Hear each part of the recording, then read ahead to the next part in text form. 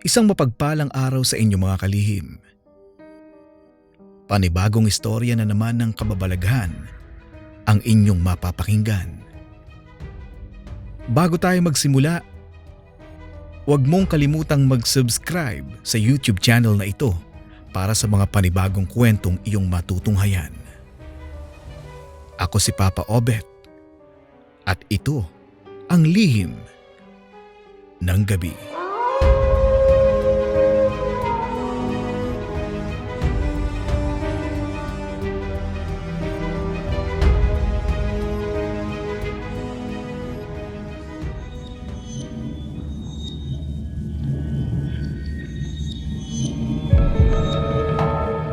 Taong 2007, kasagsagan niyon ng undas.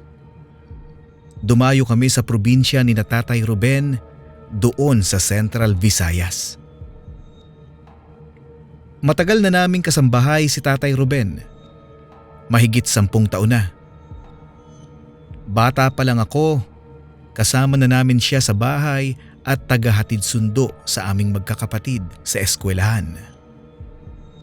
Malaki ang tiwala ng pamilya namin sa kanya kaya pumayag agad sina Mama at Papa noong ipinagpaalam kami ni Tatay Ruben na sumama sa kanya sa probinsya. Excited naman kami masyado ng kapatid ko at walang ibang maisip kung hindi ang saya pagdating doon. Medyo malayo ang bahay ni Tatay Ruben na kung hindi ako nagkakamali, inabot ng mahigit 1 araw bago kami nakarating. Gabi na pagdating namin at sobrang tahimik ng lugar. Probinsyang probinsya talaga. Sobrang liblib. Napakatahimik. At bihira lang makakita ng kapitbahay. Sinalubong kami ng asawa niyang si Nanay Corazon. Katulad ni Tatay Ruben, nasa mid-50s na rin siya. Saktong hapunan pagdating namin at nakahanda na ang hapagkainan, kaya naman kumain na kami. Unang napansin ko ay ang karne. Sobrang sarap na kakaibang kakaiba kumpara sa karne ng manok at baboy na palagi naming natitikman sa aming tahanan. Nanunuot ang lasa sa bawat pagmuya at nakakaadik. Nakailang hingi pa nga kami ng kapatid ko. Natuwa naman sina Tatay Ruben at Nanay Corazon na ipinagluto pa ulit kami. Sabi nila, kumain lang daw kami ng kumain hanggang sa kami ay magsawa. Siyempre, dahil nasa murang edad pa at walang iniisip na masama, kumain lang din kami ng kumain. Pero sa napapansin ko, hindi ako nabubusog. Mas lalo pang ginaganahan sa pagkain. Gustuhin ko mang kilalanin ang karne. Hindi naman magawa dahil afritada style ang pagkakaluto dito na may sauce. Kaya hindi makilala ng paningin. Matapos naming maubos ang 3 bandehado, pinatigil na kami ni Nanay Corazon at baka hindi raw kami matunawan. Tumigil na rin kami ng kapatid ko at pumasok na sa kwarto dahil inaantok agad.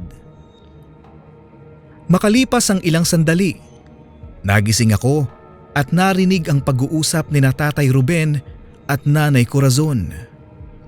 Binuksan ko ng konti ang pintuan ng aming kwartong tinutulugang magkapatid at minabuting pakinggan ang kanilang usapan. Pero agad din nilang tinapos nang mapansing nakasilip ako. Pinabalik ako ni Tatay Ruben sa pagkakatulog. Walang reklamong natulog din naman ako. Kinabukasan paggising namin, nakahanda na ang almusal. Naandoon na rin sina Tatay Ruben, kaya naman sumabay na rin kami. Unang ibinigay ni Nanay Corazon ay ang 1 tasa ng kape. Aniya, iyon lang daw muna dahil wala silang gatas. Hindi pa nakakabili. Uminom naman ako at nalasahan kong parang may mali sa kape. humigop ulit ako at parang may mali nga talaga. May nalasahan akong malapot na bagay at medyo nangangamoy ang laman ng tasa. Hindi ko na lang iyon inireklamo dahil nga sa edad kong 11 anyos, wala pa akong masyadong alam sa ibang bagay sa mundo. Naisip ko na lang na baka ganoon talaga ang kape sa probinsya. Pagkatapos naming mag-almusal, pinaliguan kami ni Nanay Corazon. Sabay kami ng kapatid kong pinaliguan niya. At habang pinapaliguan kami, may sinasabi siyang nagpalito sa aking isipan. Ang sabi niya kasi, "Ang lalaman naman ng katawan niyo pareho. Ang sasarap niyo siguro kung..." Iyon lang ang sinabi niya na sadyang nabitin. Pansin ko rin kung paano siya tumitig sa katawan namin ng kapatid ko. Yun bang titig na parang may kung ano nang pumasok sa kanyang isipan. Pero wala naman siyang masamang ginawa sa amin. Pagkatapos naming magbihis, dinala kami ni Tatay Ruben sa ilog para manghuli ng isda. At habang papunta kami roon, napansin kong umiiwas kay Tatay Ruben ang mga taong nakakasalubong namin sa daan. At pagdating namin sa ilog, agad kaming nanghuli ng isda. Hindi naman mahirap hulihin dahil hanggang tuhod lang ang lalim ng ilog. Bale, taga-supply ng tubig sa palayan ng ilog na iyon. Marami ring nanghuhuli maliban sa amin. At habang abala si Tatay Ruben sa panghuhuli, may lumapit sa akin na taga roon lang din. Ang sabi niya, "Hindi kayo taga rito, no?" Umiling lang ako bilang sagot. "Iho, umuwi na kayo, iho. Hindi magandang ideya ang lumapit sa matandang yan o maski sa asawa niya." Iyon lang ang sinabi niya at umalis agad nang mapansing nakatingin sa amin si Tatay Ruben. Hindi ko maintindihan kung bakit niya iyon nasabi. Kaya ipinagsawalang bahala ko na lang din iyon. Sa araw na iyon, maghapon kami sa ilog at marami-rami na rin ang nahuling isda. Naaliw naman kami ng kapatid ko.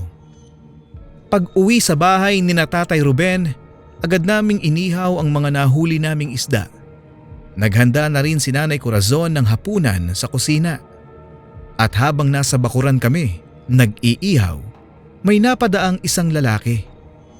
Iyong lalaking lumapit sa akin doon sa ilog. Sinenyasan niya akong lumapit. Nagdadalawang isip ako noong una. Pero nang makitang hindi nakatingin si Tatay Ruben, lumapit na ako sa lalaki. "Taga saan ba kayo, iho? Ihahatid ko kayo sa inyo." Presenta niya at seryosong seryoso siya sa pagkakasabi. Hindi ako nakasagot dahil hindi ko naman kabisado ang address namin sa Zamboanga. Hinintay ng lalaki ang sagot ko pero wala talaga akong maisagot. Hanggang sa umalis na lang siya dahil sa takot na mahuli ni Tatay Ruben na tinatawag na ako. Hindi ko naman sinabi kay tatay ang tungkol sa lalaking iyon. Sa hapunan, iyon pa rin ang nangyari. Ganadong-ganado kami kumain at halos maubos namin ng kapatid ko ang karneng nakahanda. Sobrang sarap talaga. Amoy pa lang ay nakakatakam na. At katulad din noong nagdaang gabi, nakaramdam kami ng antok pagkatapos kumain. Pagsapit ng hating gabi, naalimpungatan ako sa ingay sa ibaba. Sa aking pagtataka, dahan-dahan akong lumabas ng kwarto. At naabutan sina Tatay Ruben at Nanay Corazon na abala sa pagtatadtad ng mga karne sa kusina. Na hindi karne ng anumang hayop ang kanilang tinatadtad, kung hindi parte ng katawan ng isang tao. Aminado akong bagong gising lang ng mga sandaling iyon. Pero hindi ako po pwedeng magkamali sa aking nakita. Katawan ng tao ang nasa mesa. Kumbaga, dibdib hanggang hita ng isang batang babae. Si Tatay Ruben ang nagtatadtad ng karne. Samantalang abala naman sa pagpapakulo ng tubig si Nanay Corazon. Ang mas nakakakilabot pa ay nang kainin ni Tatay Ruben ang tinadtad na karne ng tao. Hilaw pa iyon at walang pandidiri niyang nginunguya-nguya. Hindi ko na alam ang gagawin sa mga sandaling iyon. Nakakubli lang ako sa pagitan ng hagdanan at ng isang aparador. Hanggang sa lumabas silang pareho. Dahan-dahan akong lumapit sa bintana at sinilip sila. Mas lalo lang akong natakot nang makitang nag-ibang anyo silang dalawa. Naging maiitim ang kanilang buong katawan. Pagapang-gapang kung kumilos. Pumapakawala ng mahihinang ungol at mabilis na nagtungo sa kung saan. Nang mawala na sila, nagmamadali akong bumalik sa itaas at nanginginig na nakaupo sa higaan. Nasa ganoong posisyon lang ako hanggang sa nakabalik sila, makalipas ang mahigit 1 oras. Pagsilip ko sa bintana, mabilis ang naging transformasyon ng kanilang anyo. Isang kurap lang, naging tao agad sila. Mula sa pagiging isang nakakatakot na nilalang. May daladala rin silang sa tingin ko ay karne na naman ng kanilang biktima. Ilang sandali pa, narinig ko ulit ang ingay ng pagtatadtad. Nagmamadali rin akong nagtalokbong ng kumot sa bayakap sa kapatid kong mahimbing na natutulog. Bumukas naman ang pinto na halatang may sumilip. Si Tatay Ruben o si Nanay Corazon. Nasa kanilang dalawa lamang. Buong gabing mulat ang mata ko at binalot ng takot dahil sa mga nasaksihan. Kinabukasan, maagang kumatok sa kwarto si Nanay Corazon. Ayaw ko sanang bumangon pero naunang bumangon ang aking kapatid at sumama agad sa ibaba. Kinabahang sumunod na lang din ako. Pagdating sa hapag, nanigas ako sa kinauupuan ko. Pagkakita sa karne. Pagkakita ko pa lang sa putahing nakahanda, naisip ko agad ang katawan ng batang babae kagabi na kinakatay nila. Sinabihan ako ni Tatay Ruben na kumain na. Humindi naman ako at nagkunwaring wala akong gana. Hindi naman nila ako pinilit. Nagpaalam ako na lumabas muna sa bakuran at pumayag naman sila at hinayaan ako. Dadalhin ko sana ang aking kapatid pero hindi siya nakinig dahil nahahalina na sa kinakain. Naguguluhang nakaupo lang ako sa labas, hindi makapag-isip ng maayos. Hindi nagtagal, tinawag ako. Pagkapasok ko, sinabihan nila akong magbihis na dahil pupunta daw kami ng sementeryo para dalawin ang mga anak nilang matagal nang sumakabilang buhay. Tumango ako at dinala ang aking kapatid sa itaas. Pagdating doon, sinabihan ko ang aking kapatid na magkunwaring masakit ang tiyan para hindi kami makasama. Kinabahan at takot na kasi ako sa sitwasyon namin, Papa Obet.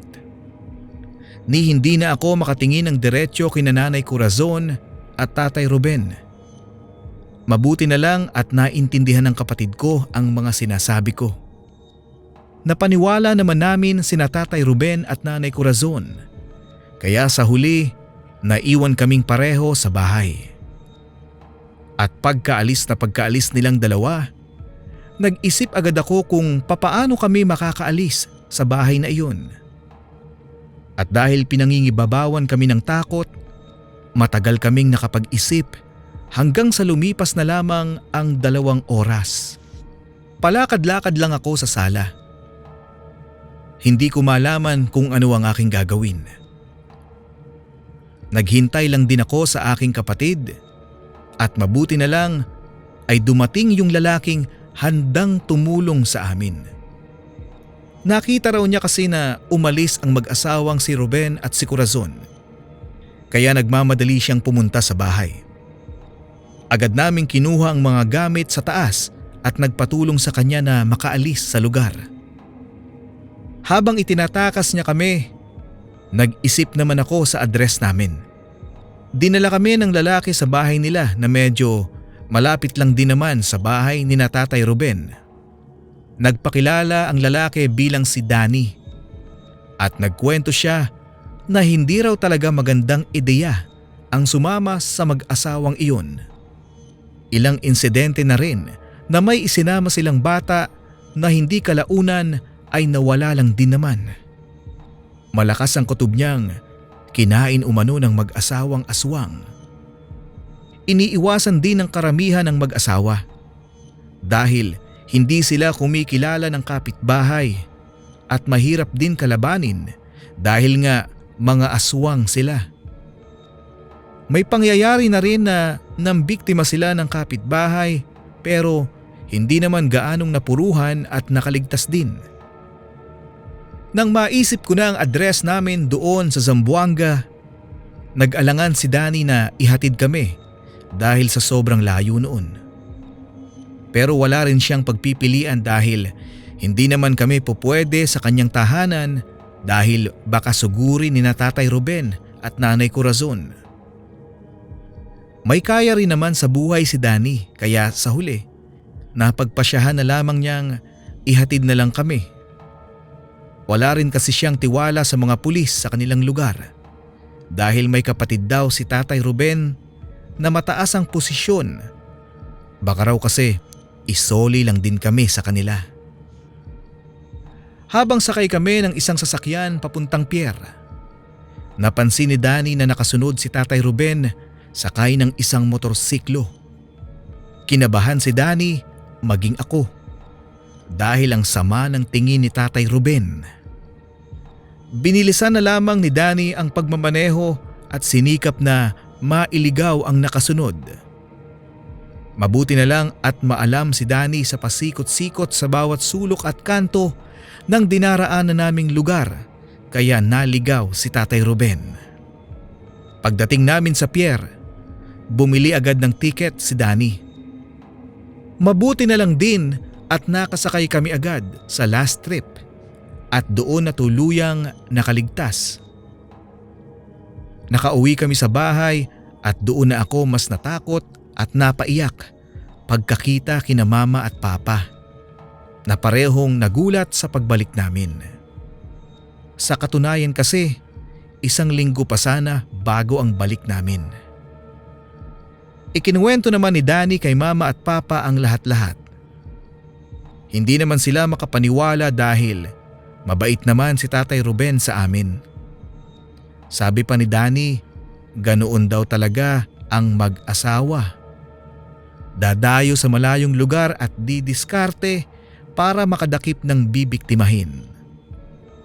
At ang totoo raw, hindi Ruben ang pangalan ni Tatay Ruben, kung hindi Alan.